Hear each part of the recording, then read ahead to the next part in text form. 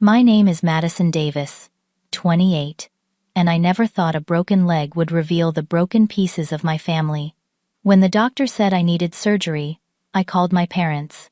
Their response, "You'll heal, but your sister's future is time-sensitive." They chose Haley's college orientation over my hospital bed, sending selfies from her dorm room while I stared at sterile walls. They had no idea what their abandonment would unleash, or how methodically I would make them understand my worth. If you're watching this, drop a comment telling me where you're from, hit subscribe, and stay for a story about drawing lines that should have been drawn years ago. Growing up in suburban Boston, our modest colonial house on Maple Street held 4 people, but only 3 who seemed to matter. My parents, Elizabeth and Robert Davis, built their world around their youngest daughter, my sister Haley. I was the reliable one, the self-sufficient one, the one who could handle things herself. This wasn't a role I chose, but one assigned to me from childhood. Mom worked as a high school English teacher, while Dad managed a regional bank branch. They weren't wealthy, but we lived comfortably in our middle-class neighborhood with good schools and tree-lined streets. From the outside, we looked like the perfect American family: 2 parents, 2 daughters, and a golden retriever named Scout. But inside those walls, the family dynamic told a different story. I learned early that being capable meant being overlooked when I brought home straight, as my parents would nod and say, "Of course that's what you always do." When Haley managed a B-, they'd celebrate with ice cream and praise.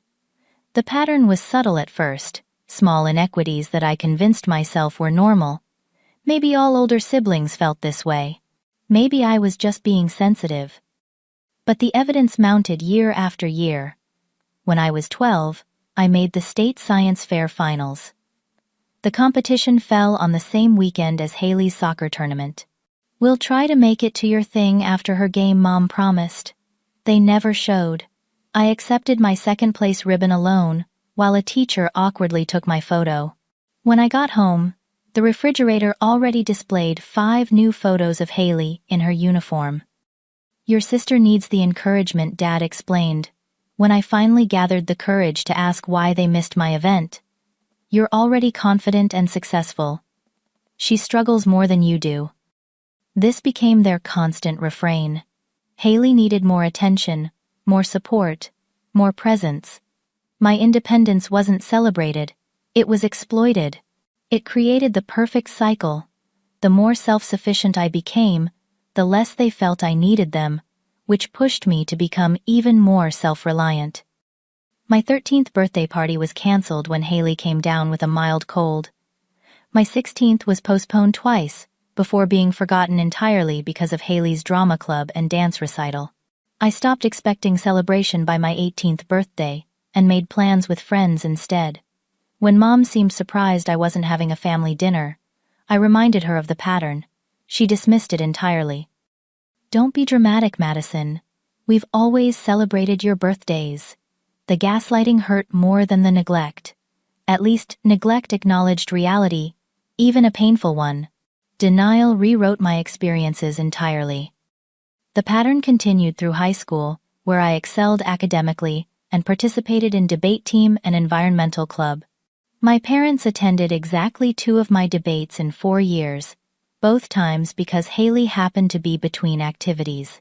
They never missed a single one of her performances, even driving 3 hours to see her play a non-speaking role in a regional theater production. I adapted by building a life they weren't central to. I developed close friendships, found mentors and teachers, and spent time with my grandmother Elaine, my mother's mother, who saw the dynamic clearly. "Your parents mean well," Grandma Elaine would tell me during our Sunday afternoon teas at her small apartment across town. "But they've convinced themselves that love means giving the most attention to whoever struggles the most. It's not fair to you, sweetheart." Grandma Elaine became my safe harbor. In her small living room with crocheted blankets and the scent of lemon cookies, I felt seen in a way I never did at home. She attended my debate tournaments, helped me apply to colleges, and celebrated my achievements without qualification.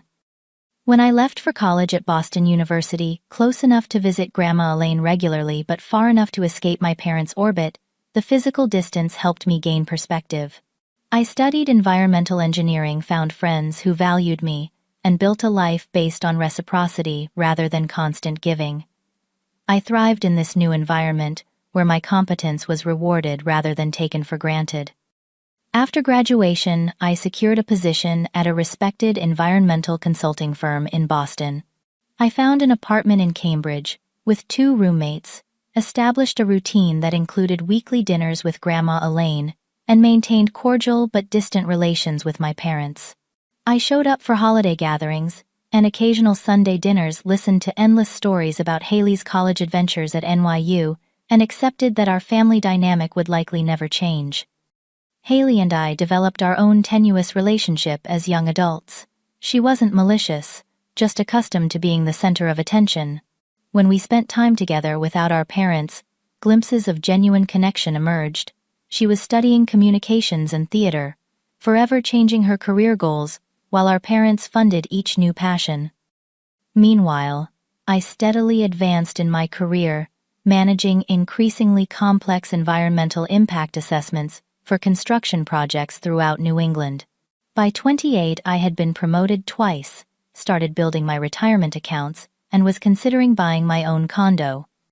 I made several attempts to address the imbalance with my parents. Once, after a particularly one-sided Christmas, where Haley received twice as many gifts despite us both being adults with jobs, I gently pointed out the disparity. "You're just more practical, honey," Mom said. "Haley appreciates the little things more. You've always been focused on the bigger picture." The conversation went nowhere, as they twisted my observation into another supposed virtue that justified their neglect. Dad added, "When you have kids of your own someday, you'll understand that different children need different things."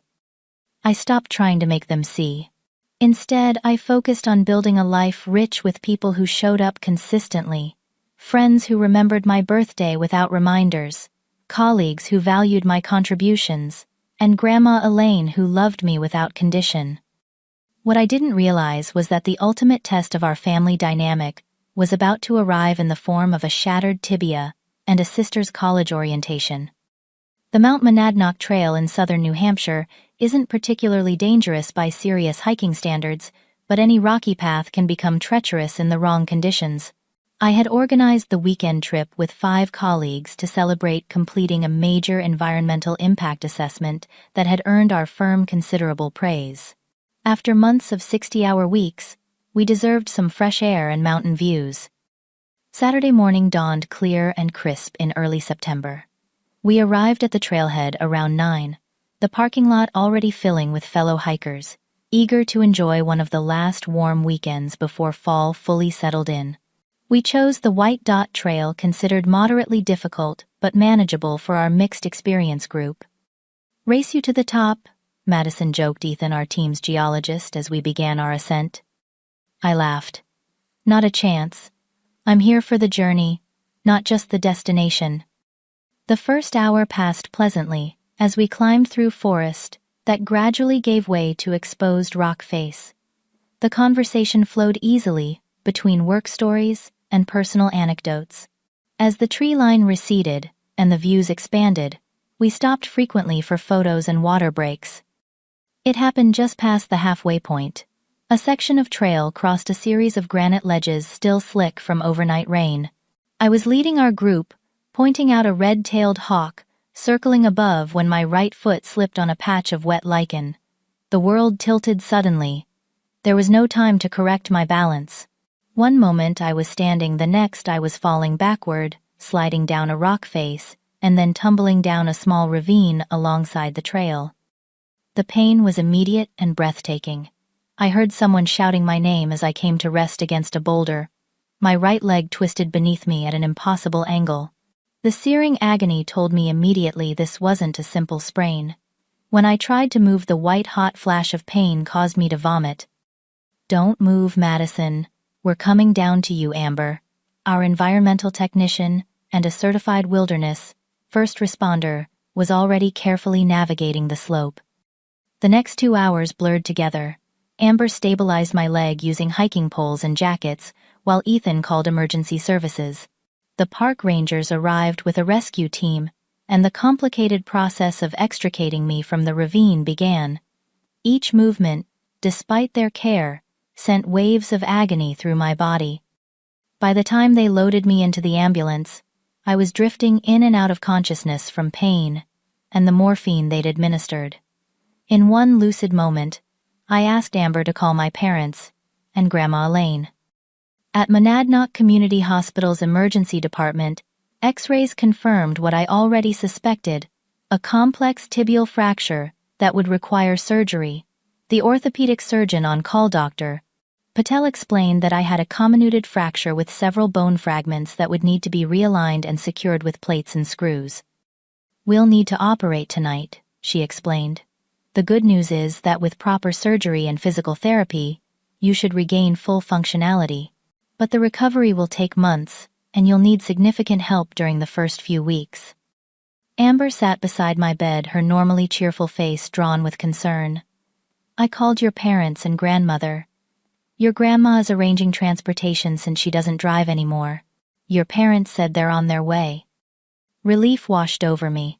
Despite our complicated relationship, I needed my family now. This wasn't a missed birthday or school event.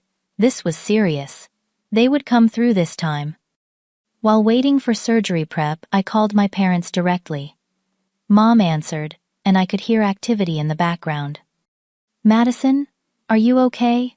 Amber told us what happened. "I'm going into surgery tonight," I explained, my voice tight with pain despite medication.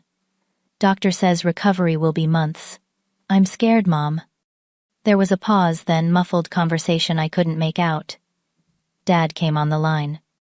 "Listen, sweetheart, we're in a bit of a situation here. Haley's orientation at Dartmouth starts tomorrow morning, and we're already halfway to New Hampshire. You know how important this is for her future." I couldn't process what I was hearing.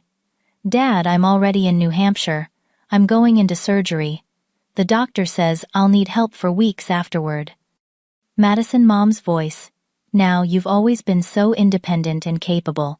Haley needs us for this transition. She's nervous about starting her graduate program." "And I'm nervous about surgery." My voice broke. A nurse looked over with concern. "You'll heal, honey," Dad said in his practical banking voice. "But your sister's future is time-sensitive. This orientation only happens once. We can visit you afterward." The betrayal felt physical, another breaking inside me. "So you're choosing her orientation over my surgery?" "Don't frame it like that," Mom scolded. "We're not choosing. We're just prioritizing time-sensitive needs. Your friends are there, and the hospital staff will take excellent care." Before I could respond, Haley's voice came through, distant but clear enough. "Mom, can we stop for coffee? I need to be alert for the campus tour." "We need to go," Madison, Dad said.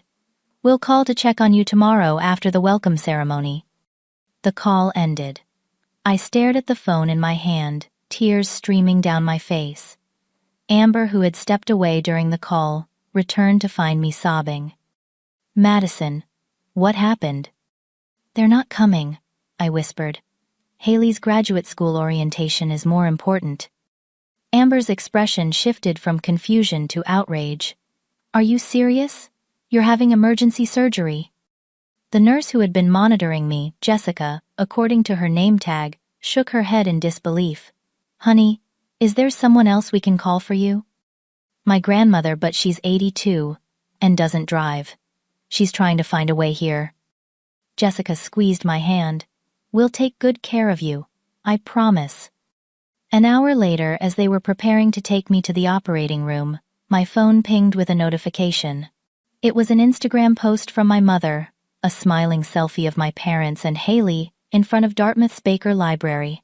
The caption read, "So proud of our baby girl starting her master's journey number. Proud parents number, Dartmouth grad number, new beginnings." They hadn't even mentioned my accident. Not a word about their other daughter lying in a hospital bed about to undergo surgery. I handed my phone to Amber, who glanced at it and swore under her breath. "This is not okay, Madison. This is so far from okay." As they wheeled me toward surgery, something crystallized inside me.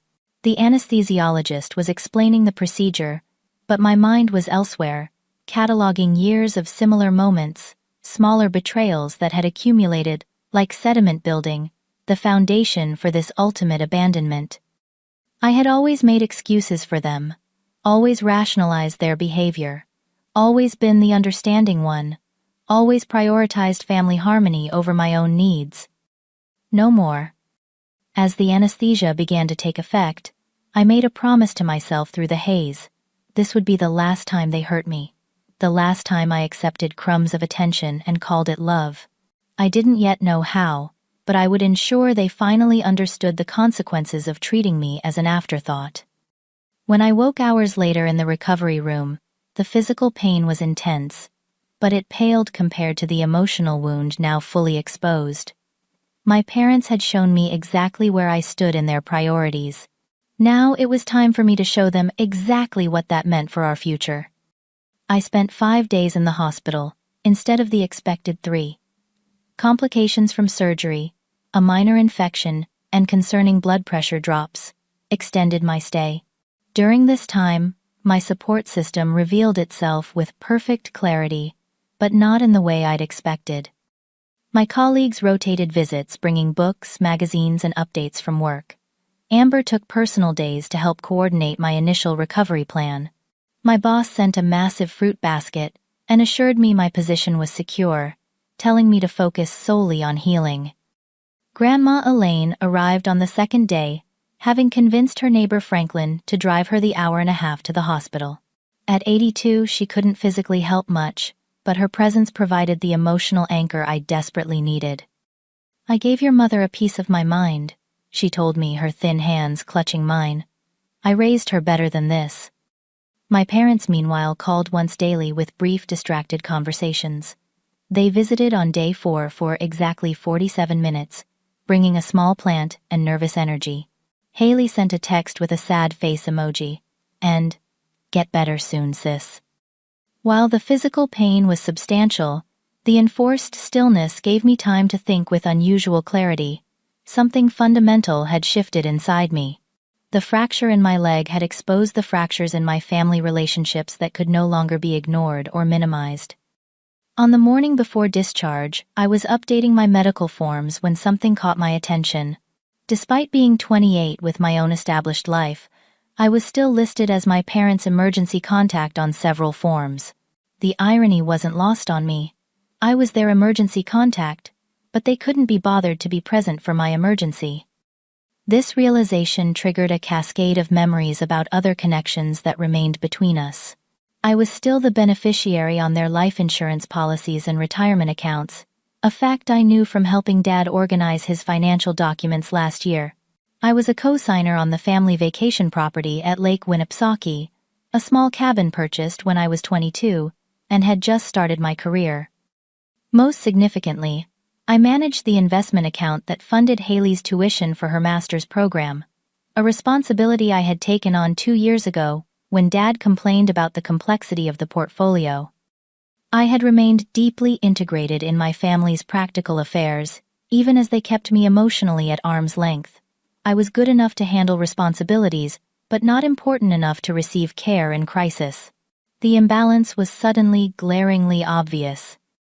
"You look like you're plotting something," Grandma Elaine observed, returning from the cafeteria with tea. "I'm just realizing some things about boundaries," I replied. She settled into the chair beside my bed. "It's about time.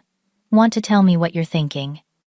Over the next hour, I shared my observations about the financial and practical entanglements that remained between my parents and me, despite the emotional distance. I've been functioning as their safety net and administrator, while being treated as an afterthought, I concluded. Grandma Elaine nodded slowly. "Your grandfather, God rest his soul, had a saying, 'People treat you how you allow them to treat you.' He wasn't entirely right, but there's some truth there. You've allowed your parents to take without giving back for a very long time." "I thought that's what family did," I said quietly. "Support each other without keeping score." "That only works when everyone operates in good faith," she replied, her voice gentle but firm.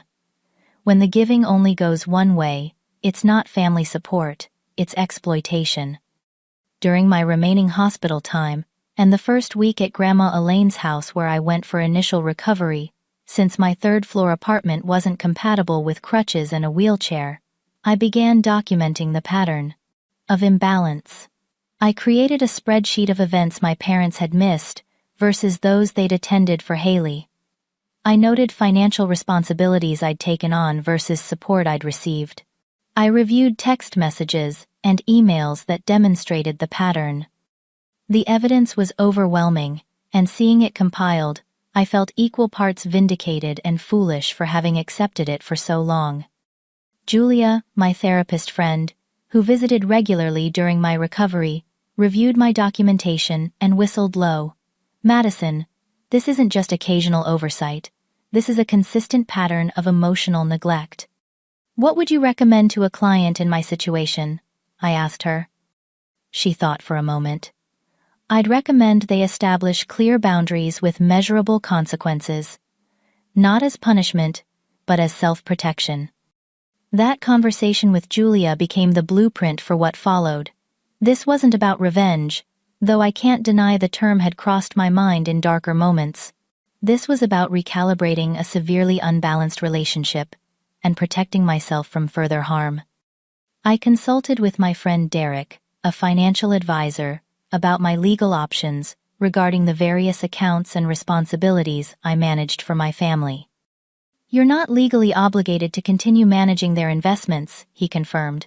"As for the vacation property, you could request to be removed as cosigner, though that might require refinancing on their part." Armed with this information, I began drafting a comprehensive plan during my long hours of enforced rest. The strategy wasn't to hurt my parents or deprive Haley, it was to create a clear demonstration of my value by systematically removing the support they had taken for granted. Throughout this planning period, my parents remained largely absent. They called occasionally with distracted conversations that quickly turned to Haley's adjustment to graduate school. They visited once more, bringing grocery store flowers and staying just long enough to fulfill their obligation before citing a dinner reservation they couldn't miss. Grandma Elaine watched their departure with a sad shake of her head. "Your mother was raised better than this. I don't know where I went wrong with her." "You didn't," I assured her. "Their choices are their own." One afternoon, about 3 weeks into my recovery, Grandma Elaine shared family history that illuminated much about our dynamics. "Your mother was the baby of our family too," she explained. "Her older brother Thomas was brilliant but troubled, addiction issues that consumed much of our attention. Your mother learned that creating small dramas would pull focus her way. I see the same pattern with Haley. And I'm like Uncle Thomas, the one expected to handle everything alone," I asked. "No, sweetheart. Thomas failed because we overhelped him. You've succeeded despite being underhelped. That's the tragedy here." This conversation solidified my resolve. The pattern wouldn't change unless I forced the issue. My parents had shown me exactly where I stood in their priorities. Now it was time they understood exactly what that would mean for our future relationship. With clarity of purpose and Derek's professional guidance, I finalized my plan. The implementation would begin once I returned to my own apartment and could access all necessary documents and accounts. The timeline was set. The boundaries were clear. For the first time in my life, I would demand the respect I deserved, not through pleas or explanations that had failed in the past, but through clear demonstration of my value by its sudden absence. 6 weeks after the surgery, I was cleared to return to my apartment with modified work arrangements. My company allowed me to work remotely 3 days a week while I continued physical therapy and recovery. The metal hardware in my leg was a constant reminder of both physical and emotional pain, but it also became a symbol of reconstruction. Both my body and my boundaries were being rebuilt with stronger material. My first strategic action was scheduling a meeting with my family's financial advisor, Raymond Goldstein. I'd known Ray since I was 24, when I first began helping with family financial matters. He greeted me warmly at his downtown office, concern evident as he noted my crutches. "Madison, good to see you recovering. Your father mentioned your accident to nasty business. With hiking, was it? I noted the vague awareness. My father had mentioned my accident, not detailed the severity or expressed significant concern. Complex tibial fracture requiring surgical reconstruction, I clarified. I'll be in physical therapy for months. Ray winced sympathetically. Terrible timing with your sister starting graduate school, too. Family resources stretched thin, I imagine. That's partly why I'm here, I replied, maintaining a professional tone. I need to recalibrate some financial arrangements. Over the next hour, I methodically untangled myself from family financial responsibilities. I transferred management of Haley's education fund directly to my parents, removing myself as the account administrator. I set up automated notifications for any financial decisions involving accounts where my name appeared. I documented everything meticulously, ensuring all changes were legal and properly recorded. Your parents have relied heavily on your financial acumen, Ray noted, looking slightly concerned. Are you sure about these changes? I'm sure they can manage, I replied. After all, I need to focus on my recovery now. Ray nodded, though his expression suggested he understood more than I was explicitly stating. I'll inform them of these changes during our quarterly review next week. Thank you. I'd appreciate if you mentioned that these adjustments reflect my need to simplify responsibilities during recovery. My next step was addressing the vacation property at Lake Winnipesaukee. I contacted the bank holding the mortgage and requested removal as cosigner. This would require my parents to refinance, but given my father's position at a bank, this shouldn't present significant hardship, merely inconvenience, and perhaps a slightly higher interest rate without my excellent credit score on the application. With the financial recalibration underway, I turned to establishing physical and emotional distance. I declined the next family Sunday dinner with a simple text. Still managing pain and mobility issues. Can't make it this week. When my mother pushed with, "We could pick you up," I responded with clarity. I need quiet recovery time. We'll let you know when I'm up for family gatherings again. I set up auto responses to their messages. Thanks for your note. I'm focusing on recovery and limiting communications. We'll respond within 48 to 72 hours. This created a buffer that allowed me to engage on my terms rather than jumping to attention whenever they decided to acknowledge my existence. These small boundaries immediately revealed how accustomed my parents had become to my constant availability. My mother called 3 times after receiving my auto-response, leaving increasingly concerned voicemails.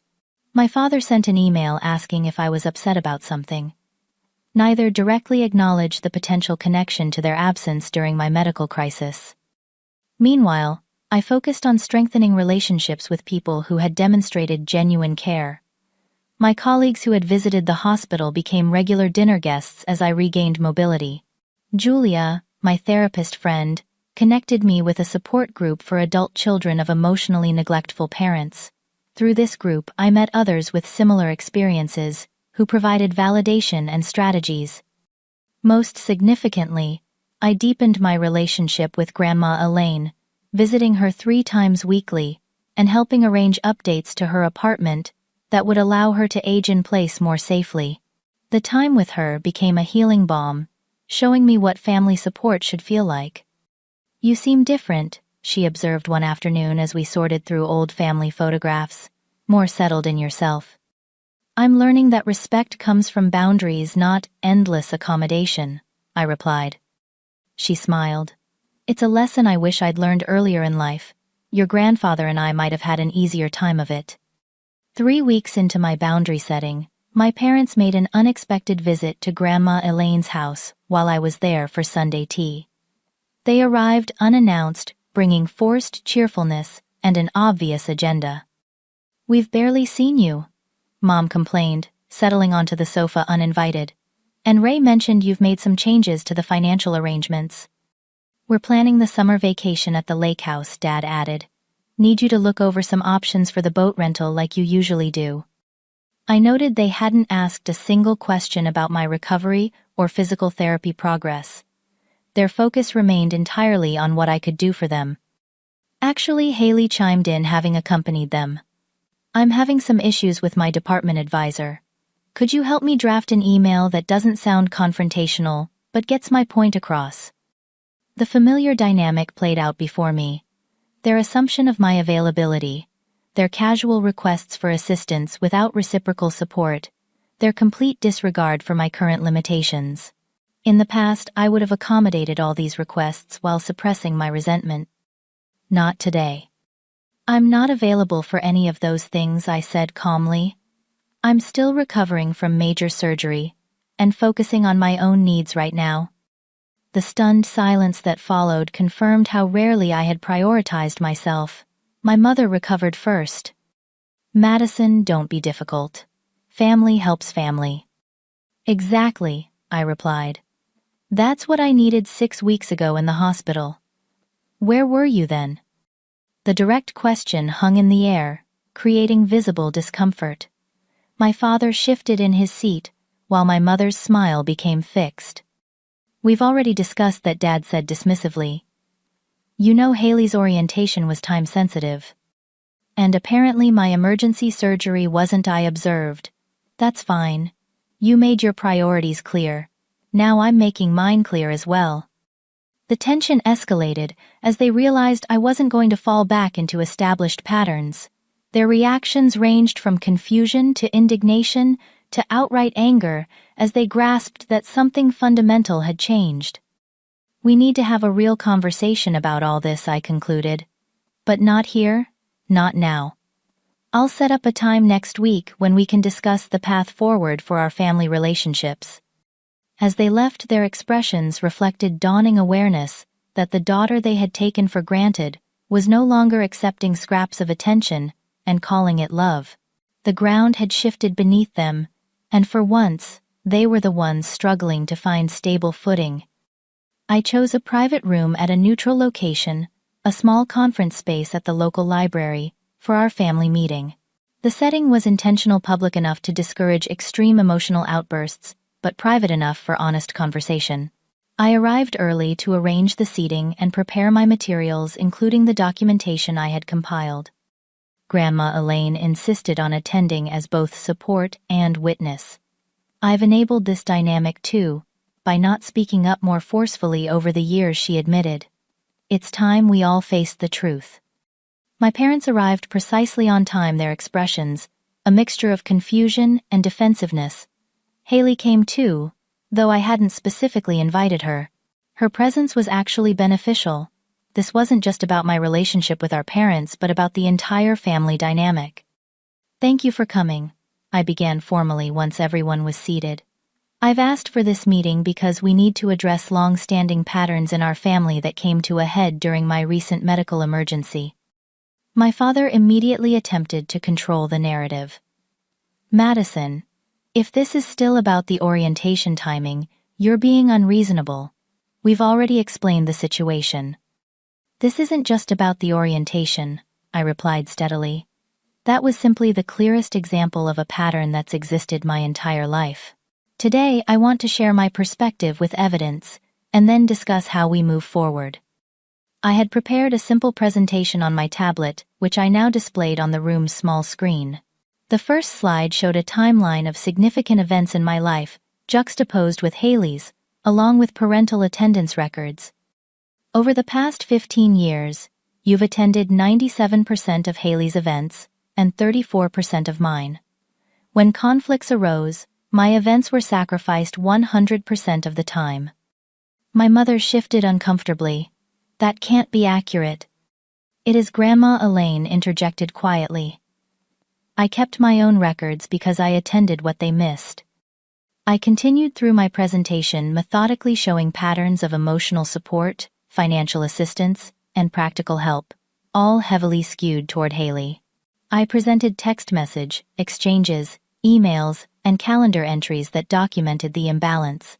I included financial records showing my contributions to family stability, alongside the minimal support I'd received. The hospital incident wasn't an anomaly, I concluded.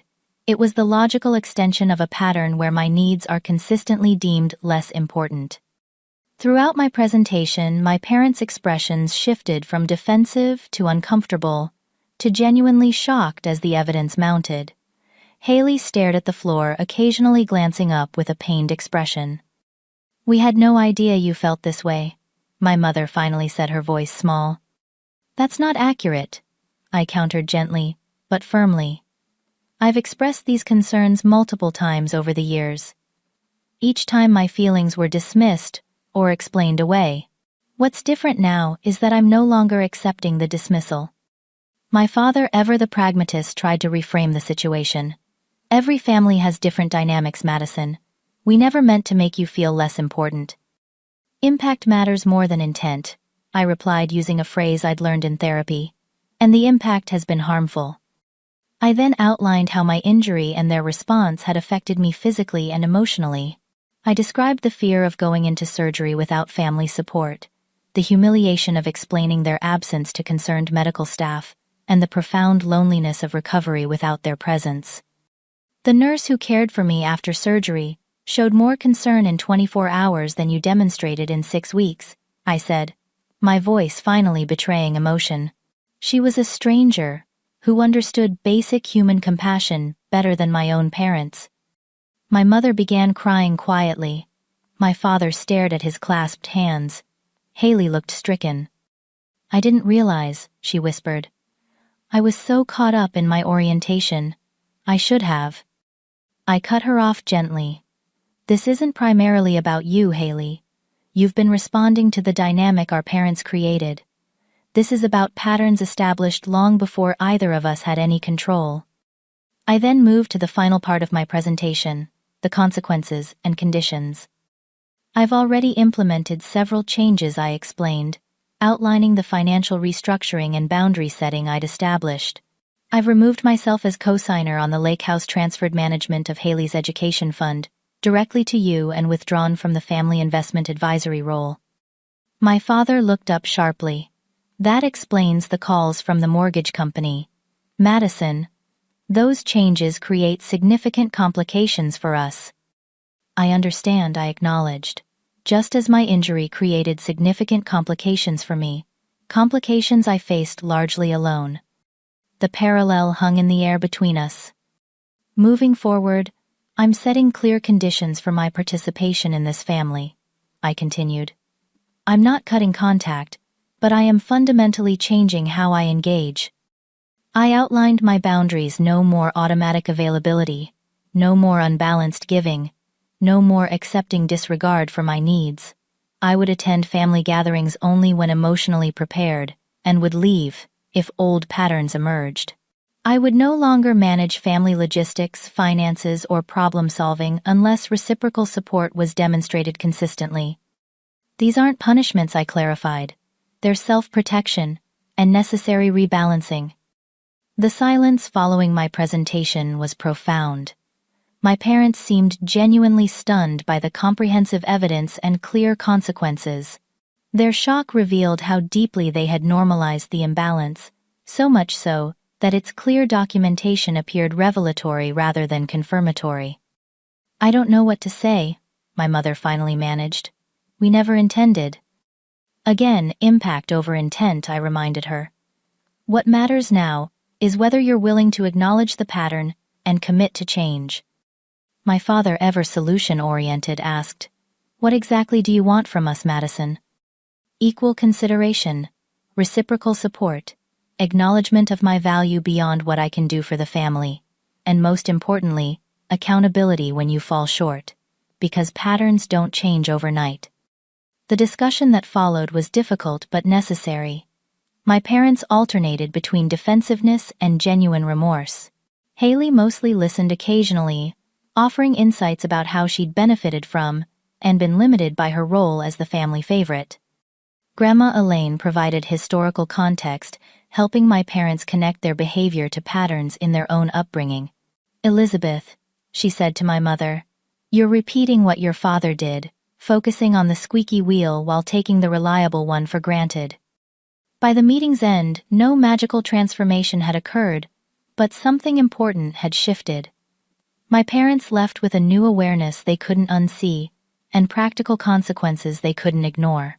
For the first time, I had spoken my truth without softening it to protect their feelings, and for the first time they had truly heard me. As we gathered our things to leave, Haley approached me tentatively. "I never saw it before," she admitted. "But looking at your presentation, it's so obvious."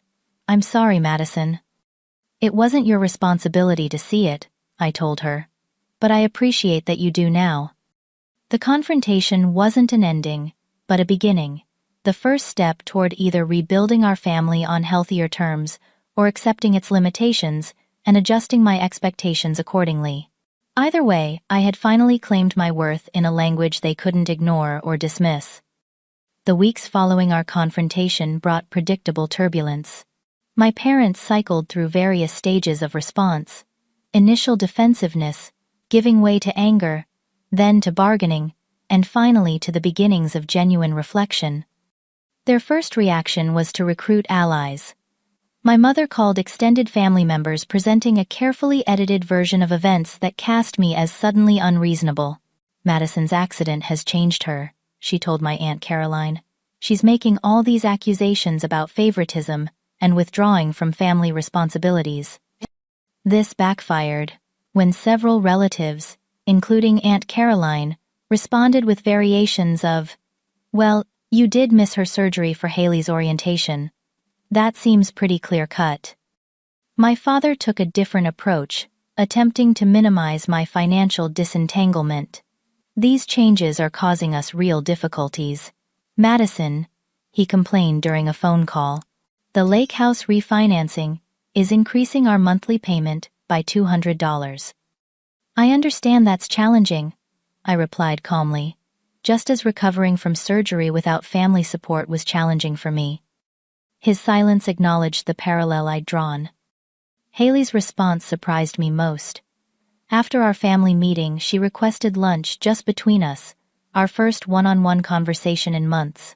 We met at a small cafe near my apartment, her usual confident demeanor replaced by uncharacteristic nervousness. "I've been thinking about everything you showed us," she began, fidgeting with her napkin. "At first I was defensive, like you were attacking me for being the favorite. But then, I started remembering things differently, like when you won that engineering scholarship, and Mom and Dad barely mentioned it, because I had drama club issues that week." That's exactly the pattern I confirmed. "The thing is," she continued hesitantly, "being the favorite isn't actually great either. I never developed your independence or confidence. I still call Mom about everything, because I never had to figure things out myself. Your presentation made me realize I'm 25 with the coping skills of a teenager." This perspective shift opened a new dimension in our relationship. For the first time, we discussed the family dynamic as adults, examining how it had shaped us both, me into hyper-independence, her into prolonged dependence. This conversation marked the beginning of a more authentic sister relationship, one based on mutual understanding rather than competition for parental attention. Grandma Elaine remained my steadfast supporter throughout this period. "Your mother's angry because you've held up a mirror she doesn't want to look into," she observed during one of our regular visits. "But I've noticed she's starting to ask questions about her own childhood. That's progress."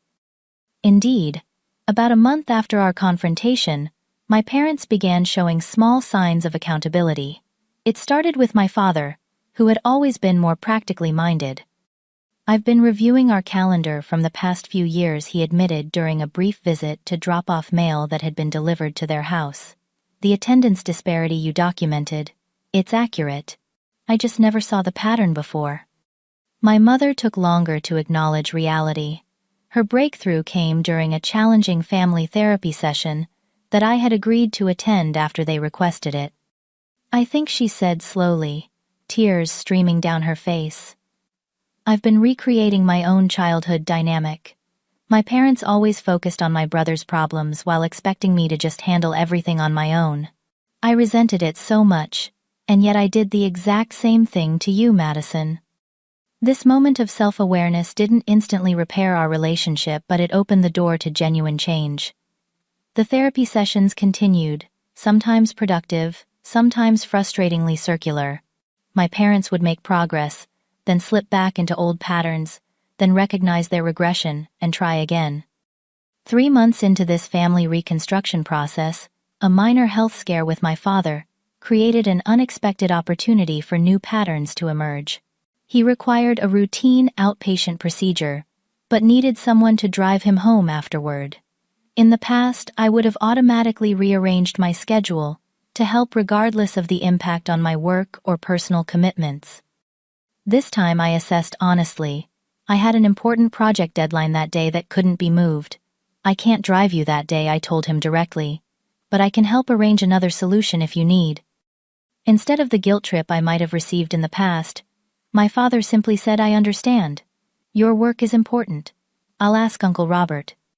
This small exchange represented significant progress, my needs and commitments being respected rather than dismissed, and my father finding solutions rather than expecting me to sacrifice. By the 6-month mark after our confrontation, our family dynamics had shifted noticeably. The changes weren't dramatic or perfect, but they were meaningful. My parents began checking before assuming my availability for family events. They showed interest in my career and recovery without immediately pivoting to Haley's activities.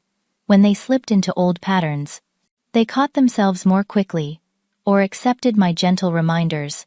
Haley and I developed a relationship independent of our parents meeting regularly for coffee, and gradually building genuine sisterly connection. The most significant moment came during a family gathering to celebrate Grandma Elaine's birthday. As gifts were being opened, my mother suddenly seemed to realize something. She disappeared into the guest room and returned with a small wrapped package. This is late, she said, handing it to me. About 16 years late, actually. Inside was a silver bracelet with a small charm shaped like a microscope. I looked at her questioningly. When you won the state science fair in 8th grade, she explained, her voice thick with emotion. We missed it for Haley's soccer tournament. I bought this to give you, but then, I don't know, time passed and it seemed too late, and eventually I just put it away. I'm sorry, Madison. I really am. The bracelet wasn't valuable in monetary terms, but the acknowledgement it represented was priceless. For the first time, my mother had fully recognized a specific moment of favoritism and taken concrete action to address it, however belatedly. I slipped the bracelet on. Thank you for remembering, I said simply. That evening, as we gathered around Grandma Elaine's dining table, I observed our family with new eyes. We weren't transformed into a perfectly balanced unit. Decades of patterns couldn't dissolve in 6 months. But we were learning a new way of relating that made space for everyone's needs and contributions. My father raised his glass in a toast to Grandma Elaine. To the wisest among us who saw what the rest of us missed for too long. His eyes met mine, briefly acknowledging the double meaning in his words. The road ahead would still hold challenges and regressions, but for the first time I felt cautiously optimistic that our family could rebuild on a foundation of mutual respect rather than unbalanced expectations. 1 year after my accident, I stood at the summit of Mount Monadnock, gazing across the landscape that had changed the course of my life. The physical journey back to this spot had been arduous, months of physical therapy, gradual strength building, and overcoming the psychological fear of returning to the place where I'd been so severely injured. My right leg, now healed, but forever marked by surgical scars and internal hardware, ached dully from the climb. The physical reminder of my injury would likely always remain, just as the emotional scars had healed, but left their own marks on my psyche. The past year had been transformative in ways I couldn't have imagined, as I lay in that hospital bed, abandoned and hurt. My recovery journey had paralleled my emotional journey, painful, non-linear, requiring both professional help and personal determination, and ultimately leading to greater strength than I had possessed before. Physical therapy had taught me to accept help when needed, a profound lesson for someone who had built her identity around self-sufficiency. My therapist, Devin, had patiently guided me through exercises while encouraging me to vocalize pain rather than stoically endure it. Asking for help isn't weakness, he reminded me regularly. It's human connection. This philosophy extended beyond physical recovery into my emotional life. I learned to identify needs and express them directly rather than silently meeting everyone else's needs while neglecting my own. I practiced accepting support from worthy sources while maintaining boundaries with those who had proven unreliable. My friendship circle deepened and expanded during this period. Colleagues who had shown up during crisis became close friends. My support group for adult children of emotionally neglectful parents provided community with others who truly understood the unique pain of being overlooked rather than overtly abused.